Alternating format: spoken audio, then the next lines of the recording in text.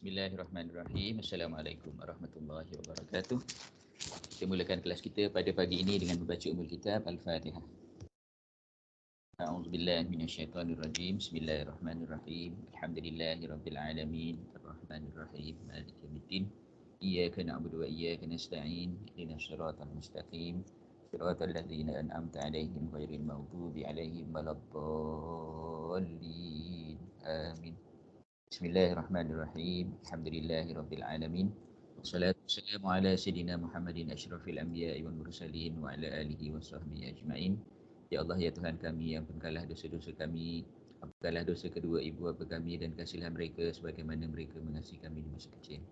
Ya Allah, ya Tuhan kami, kurniakanlah kepada kami ilmu yang bermanfaat untuk diri kami, keluarga kami, agama kami, bangsa kami dan negara kami. Ya Allah, ya Tuhan kami, berilah kepada kami kejayaan di dunia dan di akhirat. Ya Allah, ya Tuhan kami, jadikanlah kami orang-orang yang bersyukur.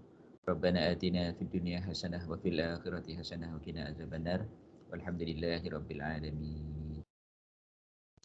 Okay, alhamdulillah, syukur pada Allah Subhanahu Wa Taala pada hari ini, pada pagi ini kita dapat memulakan kelas kita yang pertama untuk semester ini. Jadi pertama sekali saya ingin mengucapkan selamat kembali ke UiTM Cawangan Johor Kampus Gamat lah kepada semua.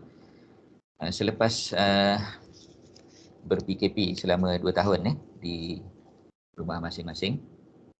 Okey, jadi insya-Allah sekarang ni buat semua telah berada pada semester yang kelima yang merupakan semester terakhir dalam diploma, dan subjek yang kita akan belajar pada semester ini adalah Financial Accounting 5, ya, Financial Accounting 5.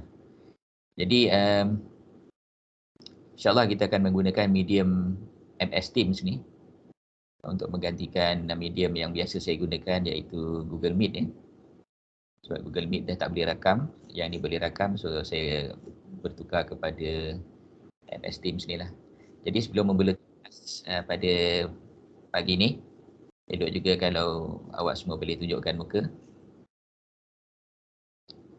Boleh tak tunjukkan muka sikit? Muhammad Azril.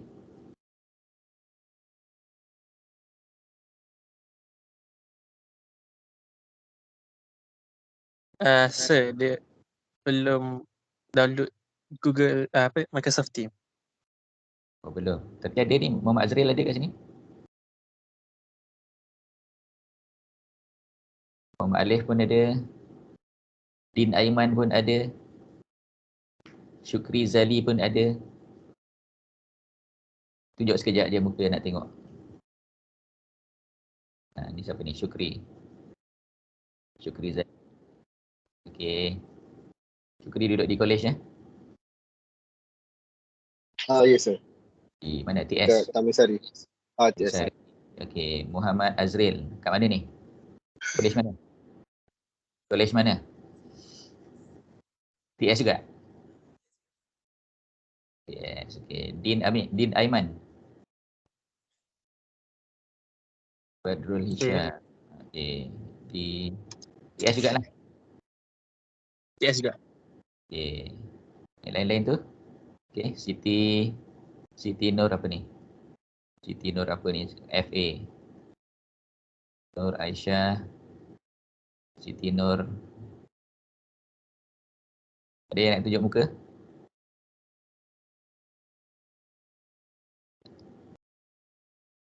Rasanya ramai lagi patutnya kan? Tapi memang sebab saya pun tak bagi tahu nak guna medium apa. Jadi mungkin awak tak sempat lagi nak download ya Microsoft Teams ni. Jadi tak apalah kalau minggu ni belum boleh, minggu depan kita semua akan menggunakan Microsoft Teams. Saya cadangkan supaya menggunakan email UiTM lah supaya senang. Nak masuk tu tak payah admit. Masuk terus je. Jadi kalau awak nak gunakan link ni pun untuk meeting pun boleh. Meeting lain-lain lah. Ya. Jadi bila kita dah ada, kita gunakan email UiTM, email pelajar ataupun email staff tu, dia boleh masuk secara langsung lah, tak perlu admit. Okey, ni tadi yang tunjuk muka ni saya tak bertanya khabar lagi. Siapa tadi? Yang perempuan ni tadi siapa? Fatin je, bukan? Fatin. Okey. Fatin college mana? SAB. SAB. Uh-uh. Ini Nur Aisyah. College mana? SAB. SAB ni bulan lepas diguna untuk kuarantin tau. Kuarantin pelajar-pelajar yang ada COVID ni pada bulan 2 masa minggu peperiksaan tu. Tapi rasa dah tak ada kuman lah kat situ kan. InsyaAllah. So mungkin selalu sanitize lah. Okey, jadi mungkin lambat sikit hari ni kita mula kelas sebab sambil kita menunggu. Jadi untuk masa-masa akan datang kita akan gunakan link ni lah. Jadi kalau saya belum masuk pun awak boleh masuk dulu. Boleh bual-bual dulu. Okay, so thank you very much for those yang tunjukkan wajah ni. At least sebahagian lah. Kalau yang lain-lain nak tunjukkan boleh juga Okay, so kita akan mulakan kita punya kuliah pada pagi ini dengan melihat kepada yang pertama ni adalah weekly lesson plan Weekly lesson plan.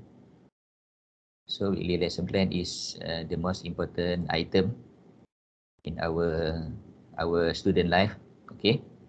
So this is the weekly lesson plan.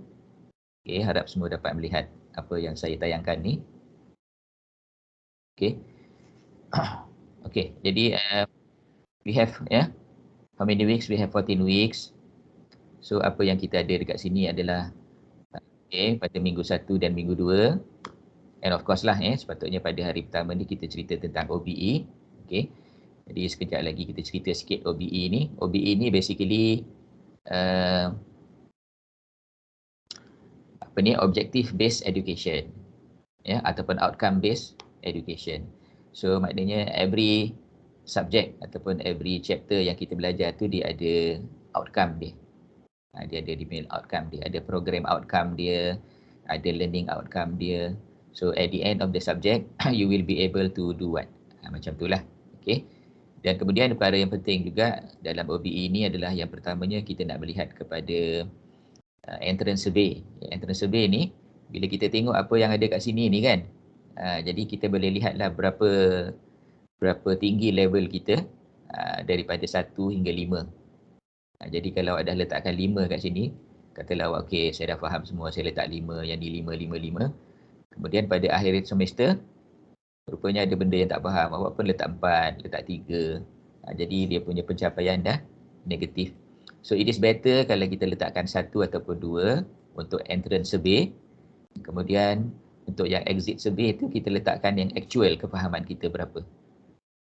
Jadi kat situ sebenarnya kita nak menilai kalau kita kata kita punya kefahaman kita tahap 5, maka kita punya result nanti sepatutnya dapat A lah.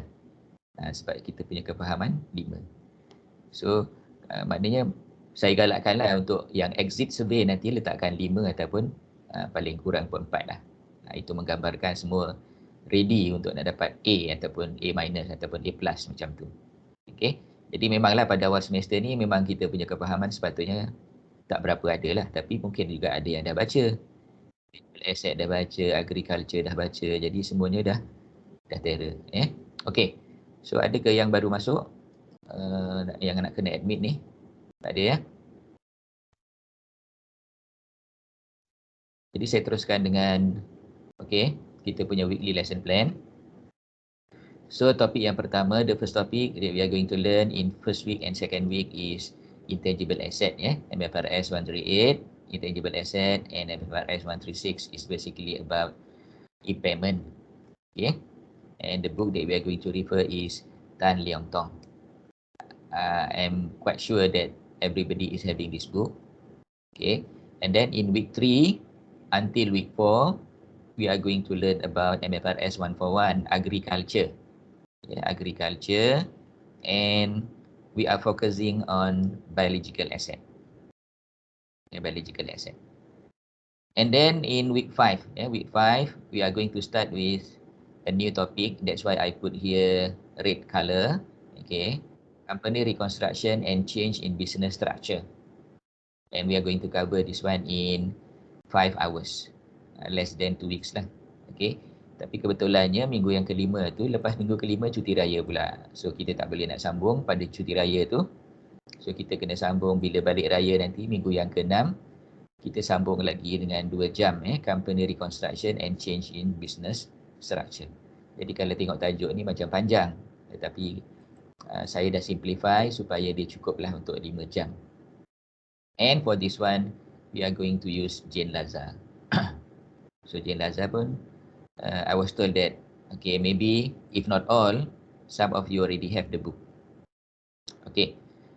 And then we are going to have a common test on 14 May 2022. Okay, please put this time and date in your diary, in your organizer, in your calendar. Okay, so that it will not be taken by any other subjects. Okay, so kalau ada lecturer tanya, okay, 14 hari bulan Mei 2022, pukul 9 pagi 10.30, okay, awak kata dah cop dah. Dah cop untuk FAR 320.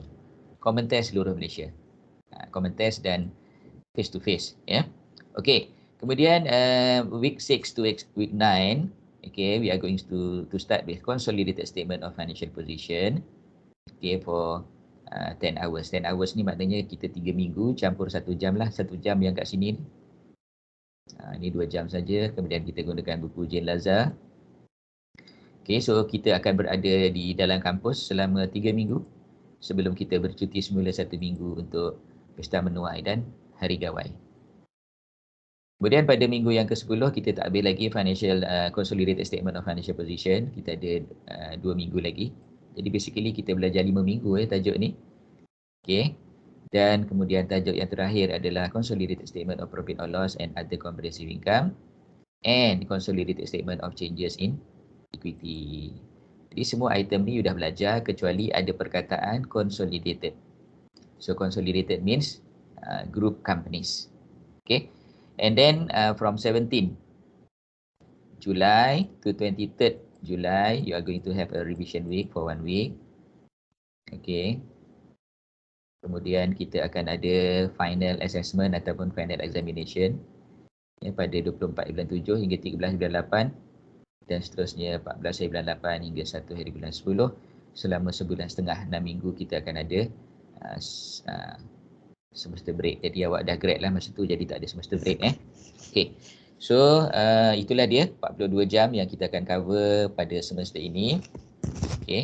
Dan okay, kita lihat assessment kita. Kita cuma ada 3 ongoing assessment. Yang pertama kita akan ada test pada minggu yang kelima bernilai 20%. Okay, tetapi kita tak boleh buat pada minggu yang kelima sebab minggu tu adalah minggu hari raya. Jadi kita kena tangguhkan ke minggu yang ke-6. Dan tajuk test adalah daripada topik 1 dan topik 2 iaitu intangible dan agriculture. Ya, intangible and agriculture. Okay, and then untuk quiz. Yang kedua kita ada quiz. Quiz kita akan cover tajuk capital reduction. Capital reduction. Dekat situ quiz tu selama 1 jam dan mengambil sebanyak 10%. Dan ini pun kita tak boleh nak buat pada minggu yang ke-8. Kita kena buat minggu yang ke-9. Sebab minggu tu ada hari gawai. Cuti hari gawai. Ya. Sebab kita face to face. Kalau kita online tu bila-bila kita boleh buat. Malam pun boleh. Okey, dan kita ada yang ketiga iaitu group assignment. Tajuknya adalah consolidated statement of financial position. Jadi dekat situ kita akan menggunakan minggu ke-13 dan 14. Minggu ke-13 dan 14. So minggu ke-14 kena submit lah. Ya. Okey. Jadi okey, basically bila kita tengok tajuk di atas ni, intangible asset dan agriculture akan masuk dalam test dan final. Okay, company reconstruction ni akan masuk dalam quiz dan final. Consolidated statement of financial position akan masuk dalam project ataupun assignment dan final. Manakala consolidated statement of profit or loss and other comprehensive income ni akan masuk final sahaja. Sebab dia tajuk yang terakhir sekali. So kita tak akan sempat untuk nak buat ongoing assessment on that. That's why dia akan masuk dalam final sahaja. Okay. So ada apa persoalan nak tanya kaitan dengan weekly lesson plan?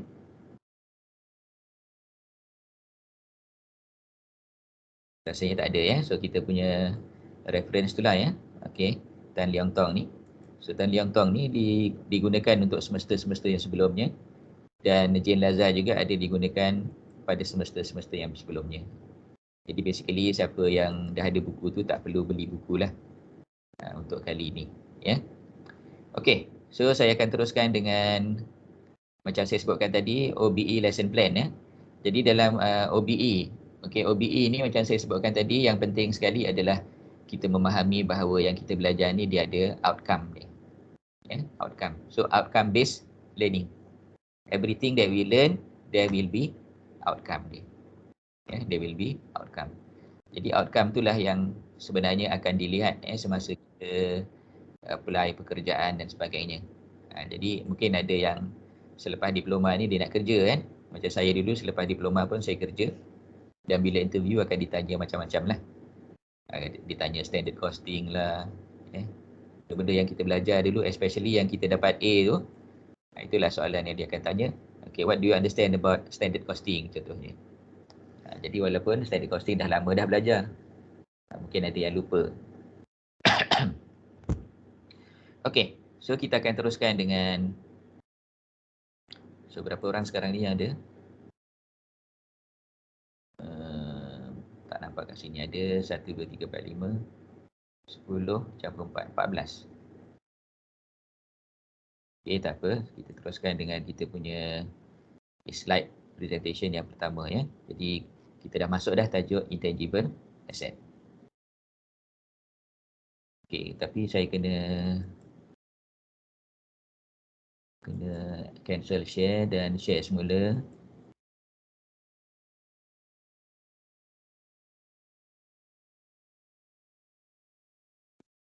Okay, boleh nampak ya. So this one is intangible asset. Okay. So as usual when we learn about Malaysian Financial Reporting Standards, okay, we have a framework we have a framework, but we are not going to learn everything in 2 weeks. Okay, we can learn on our own, okay, but for the purpose of the subject we are going to learn based on the syllabus coverage. Okay, so basically intangible is similar to any other MFRSs in terms of the coverage ataupun in terms of framework whereby there will be definition. First thing is definition. What is the definition of intangibles? Okay, and then we are going to discuss about the recognition. And then we are going to discuss about measurement. Okay, whereby the measurement of the intangible asset is similar to the measurement of tangible asset, that is property, plant, equipment under MFRS 116. This one is MFRS 138. Okay, so initially it will be recognized at cost, and subsequently it will be recognized either at cost less accumulated depreciation and impairment, or based on revaluation model. So here we can see the cost model and also revaluation model. Okay, and for the cost model, some of the intangibles will be amortized and some of the intangible will not be amortized, and depend on the status, whether it have finite life or definite life. Okay, jadi kita akan tengok kat situ indefinite life ataupun finite life. So kalau finite life ni, maknanya kita akan review dia, kita akan test for impairment. Indefinite life, kita akan test annually and review the life. Okay, so itulah dia punya coverage dia. Okay, so basically MFRS 138 intangible asset covers the identification, recognition, measurement and presentation of intangibles.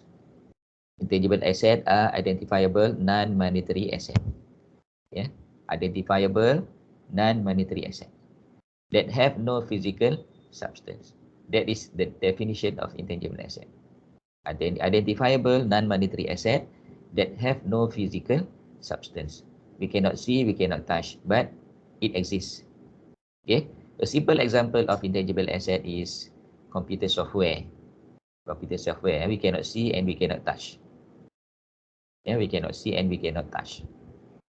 Okay, and it will be used by the company for the purpose of obtaining the future economic benefits. Okay, so if you are purchasing the computer software and you put the software in the computer and then you use the software for your business purpose. If your business is providing accounting service, for example, so you purchase the software, accounting software, and you use the software to provide services. So your software is actually being used by your company to obtain future economic benefit, to get money for your business. That's why we regard this intangible as an asset, because the purpose of an asset is to obtain future economic benefit. The standard deals generally on intangibles but exclude goodwill. Excluding goodwill and including internally generated intangibles classified as research and development. Why we have to exclude the goodwill? Because the goodwill will be covered by different MFRS, that is MFRS 3, that deals with business combination.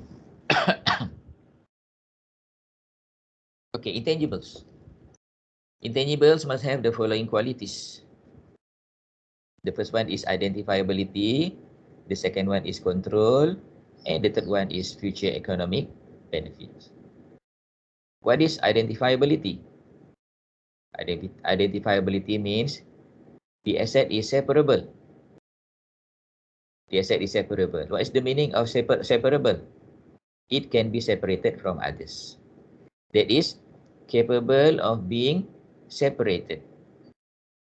Capable of being separated or removed from the entity. It can be separated. It can be removed. For example, you purchase accounting software. It can be separated from the computer. It can be removed from the computer. It can be sold. Yeah, it can be sold. And then it can be licensed to others. It can be licensed to others. Okay. For example, you purchase an intangible asset and you grant some other party to use the asset with an agreement. Yeah, with an agreement.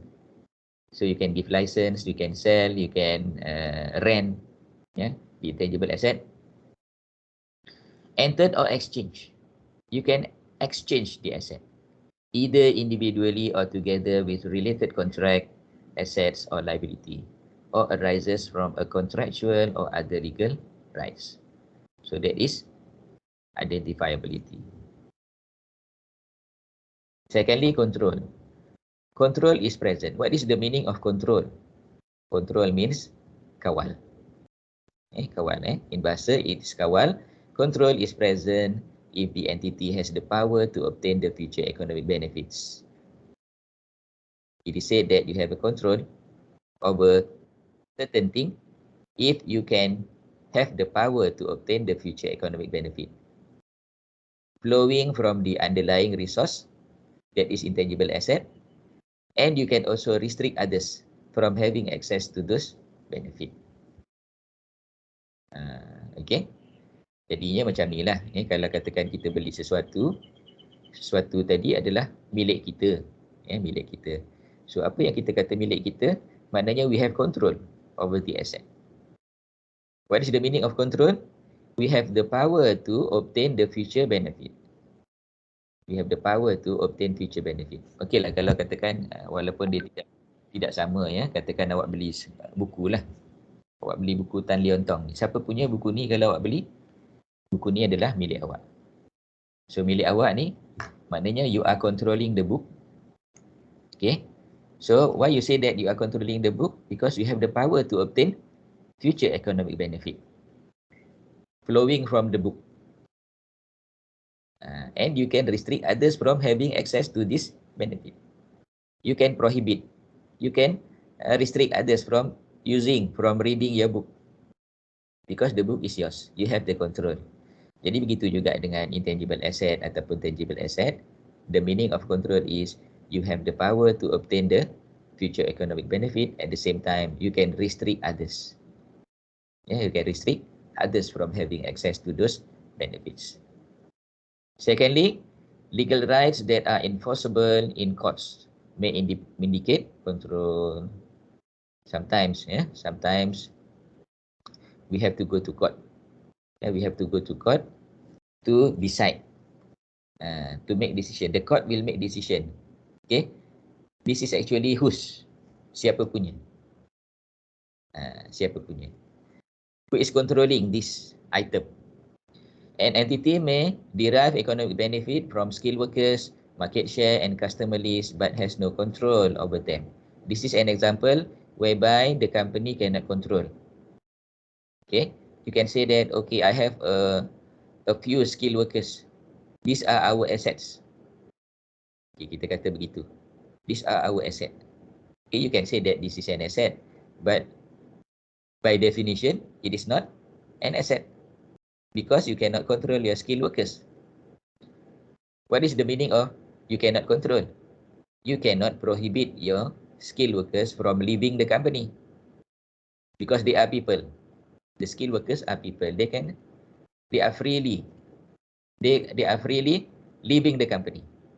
Okay, after they are skilled, selepas pergi kursus, selepas pergi training dan sebagainya, okay, they are more skilled than before. So now they can demand more salary. If the company cannot pay the salary, the skilled workers will find a better place. So you cannot control the skilled workers. The same goes to market share. You cannot control market share. Market share is because of your product is good. If your product is good, then your market share is big. The percentage is big. However, if you do not produce good product, then the market share will shrink. The same goes to customer list. Okay, even though, okay, you can obtain future economic benefit from them, from the skilled workers, from the market share, and from customer list, but you cannot control them. You cannot control them. That's why these skilled workers, market share, and customer list are not intangible asset because you cannot control them. Next is future economic benefit. Future economic benefit may arise from the sale of product or services, cost saving or renting of the asset. Of course, you can see the difference if you are using the intangible asset. For example, you prepare financial statement, right? Okay, as an accountant, as an accounting student, the example is always related to accounting. Okay, you want to prepare full set of account or full set of financial statement. You will start with recording, classifying, summarizing everything you will do on your own by your hands using pen, pencil, calculator, right? If you are doing it manually, so you will use your hand, your brain, and so on. Okay, so selepas apa yang you buat, recording, classifying, sampailah kepada journal entry, ledger, trial balance, and then trial balance pun tak balance. Trial balance pun tak balance. Bila trial balance tak balance, of course lah you punya statement of financial position tak balance. Okay, sedangkan kalau kita punya trial balance dah balance pun, kadang-kadang statement of financial position kita tak balance. This is reality in accounting, kan? Sama ada kita dah ada pengalaman 10 tahun ke ataupun baru start buat. Okay, tak balance ni biasa je. Tapi dia akan balance lah selepas kita spend masa berjam-jam untuk semak balik dan sebagainya, dia akan balance lah. So that is the nature of accounting. So what I want to say here, okay, kita nak cerita tentang cost saving. Cost saving ataupun time saving kat sini. So if you compare, you do accounting manually and you do accounting by using accounting software. By using accounting software, you may need only one accounting clerk to enter all the data in the software. And the rest will be done by the by the software. Kan? Kita masukkan, okay, kalau katakan hari ni kita ada jualan, kita ada jualan secara tunai, debit cash, credit sales. So, data entry dia akan buat debit cash, credit sale. Cukup. Okay, lepas tu dia akan buat yang lain pula, iaitu apa dia? Purchase. So, purchase pun kita akan debit apa, credit apa. So, kita bayar apa lagi? Bayar expenses, kita bayar supplier, kita cuma debit credit. Lepas tu bila kita save, kita boleh generate kita punya trial balance, kita boleh generate kita punya financial statement, kita boleh generate kita punya aging report, macam-macam kita boleh generate. Tetapi kerja kita tadi hanyalah data entry saja. Sedangkan kalau kita buat manually, kita kena prepare semua sekali.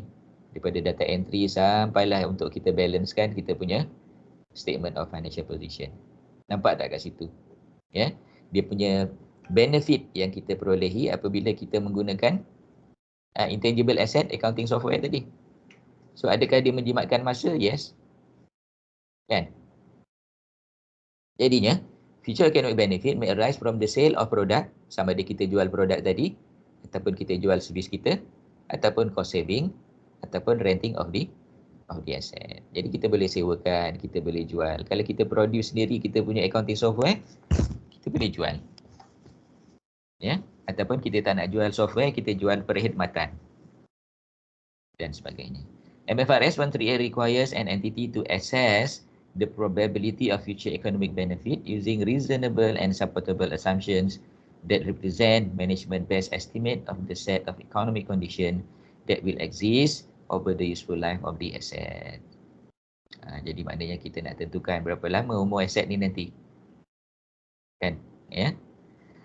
In assessing the degree of certainty attached to the flow of future economic benefit, greater weight should be given to external evidence. Okay, next. Initial recognition. An intangible asset is recognized when it meets the definition of an intangible asset. Kita akan recognize dia kalau dia meet definition. If it does not meet the definition, then we are not going to recognize.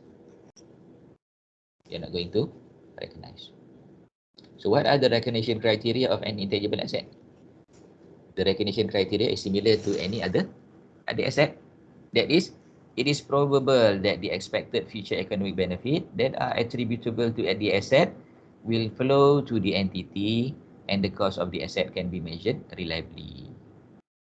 So inilah dia punya recognition criteria. We can recognize an item as an asset, sama ada dia intangible ataupun tangible, if it is probable that the expected future economic benefit that are attributable to the asset will flow to the entity and the cost can be measured reliably. Recognition of subsequent expenditure. Most subsequent expenditure are written off for intangible asset. Most of the subsequent expenditure will be written off because there is no maintenance. Normally, okay, intangible asset has no maintenance because the nature of intangible asset is such that there will not be replacement of parts or addition to them. Bukanlah maknanya tak ada langsung maintenance, boleh juga ada maintenance, tetapi jarang sangat berlaku because the nature of intangible asset is such that there will not be replacement of parts or additions to them. Dia bukan macam bangunan, bukan macam kereta, ya. So intangible asset ni dia punya physical pun tak ada dan kita tak dapat melihatnya. In addition, it is difficult to attribute the subsequent expenditure to a particular intangible asset rather than the business as a whole. So basically, it is difficult for us to trace the cost of intangible asset other than the purchase price. An intangible asset is recognized as a result of 1, 2, 3, 4, 5. The first one is separate acquisition. Separate acquisition.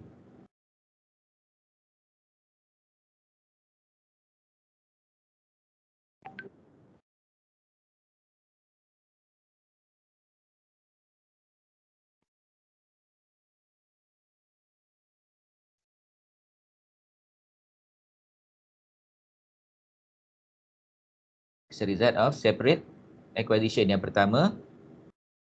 Yang kedua, part of business combination. Part of business combination. Yang ketiga, acquisition by way of government grant. Yang keempat, exchange of asset. Dan yang kelima, internally generated in limited circumstances. So, kita acquire ataupun kita ada, kita dapat intangible asset ni dengan 5 cara. The first one is separate acquisition. Second one, it is part of business combination. And then number 3, acquisition by way of government grant, by way of exchange of asset and internally generated. Okay, the measurement. An intangible asset is measured initially at cost. Similar to property, plant, equipment. Under the separate acquisition, the cost will comprise of the purchase price, including incidental costs such as taxes, less trade discounts and rebates. Secondly, any directly attributable cost of preparing the assets for intended use will also included as part of the initial cost. Okay, so to understand further, we can refer to example in page 547 in our book, Tan Leong Tong. So for those who have the book, you can turn page 547.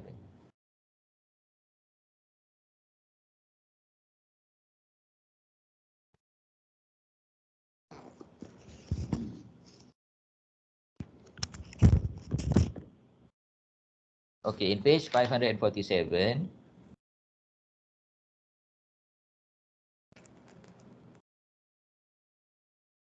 (13.5.3.1) separate acquisition.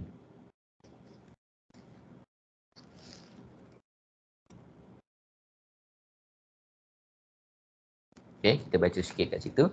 In the case of acquired intangible asset, the cost comprise of its purchase price, including any import duties and non-refundable purchase taxes, and any directly attributable expenditure on preparing the asset for its intended use. And then